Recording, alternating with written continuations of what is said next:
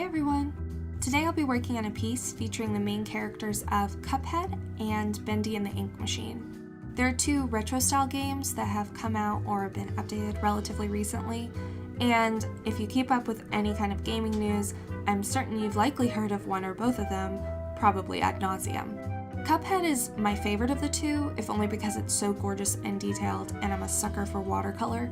However, I love how Bendy and the Ink Machine essentially manages to be a Mickey Mouse version of Amnesia. All that said, they're both amazing in their own ways, and if you haven't seen them before, I'll leave a couple links in the description for you to check them out, along with a list of supplies that I've used in this video. Truthfully, this is not my favorite thing I've ever created, but I thought it was an excellent example for a couple of the most valuable lessons I've definitely learned while painting. I thought I would take the opportunity to talk a little bit about that as the video plays in the background. When I was not that much younger than I am now, I was a total perfectionist, and I rarely gave myself a break when it came to meeting a standard of how I thought things should be. I wouldn't care how other people did things, and in fact, I admired and sought after people who could let go and enjoy experiences instead of results. However, jumping back into painting within the last year and change has really taught me how important it is to accept mistakes and grow from them, which I recognize as cliche, but it's completely true. Like many other people, I would set the bar for myself higher than I would ever even consider setting it for someone else. And it always discouraged me from pushing myself and putting myself out there because I felt like if I couldn't be the best at something, there was no point in trying. In fact, I think one of the worst habits I used to have was simply trashing what I was working on when I made an error, rather than pushing through them to get to the end, even if it wasn't the result I wanted.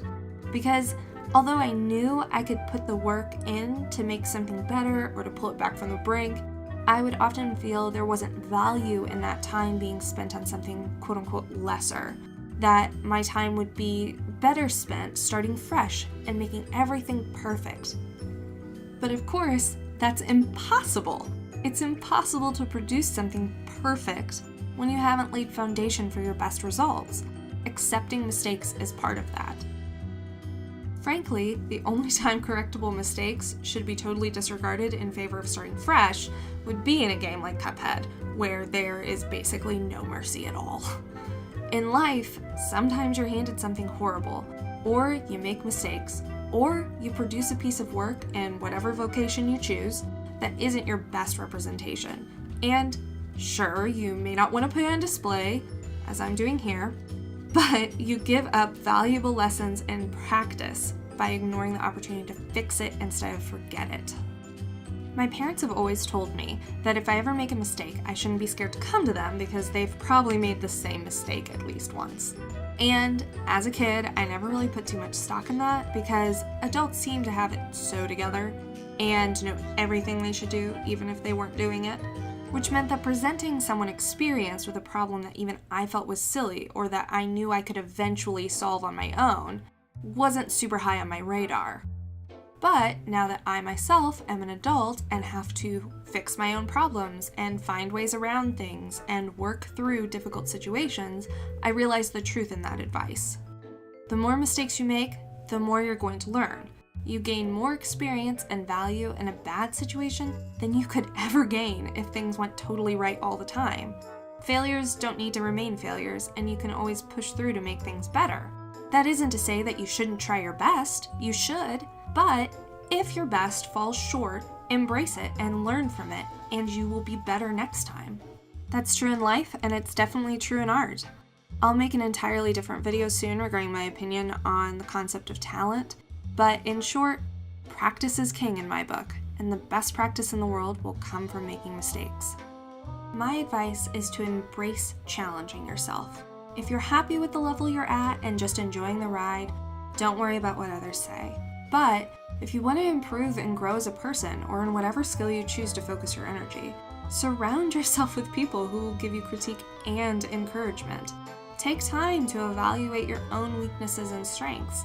Just as essential to seeing where you can improve is celebrating your successes, being happy for yourself as you progress. I really believe it's impossible to properly do one without the other. Now, I'm not saying to go out and commit felonies and to tell them I sent you because I wanted you to garner invaluable life lessons, but I am saying that stepping outside of your comfort zone and pushing yourself through trial and error is an important step in growth. When it comes to hobbies and skills, just go for it. Hobbies can be expensive, but you don't need a lot to lay a foundation. That's what thrift shops and bargain bins are for.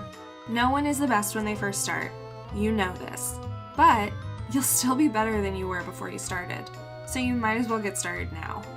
Anyway, all sappy advice aside, I suppose I should talk a little bit about what you're seeing before I let you watch the last couple minutes in peace.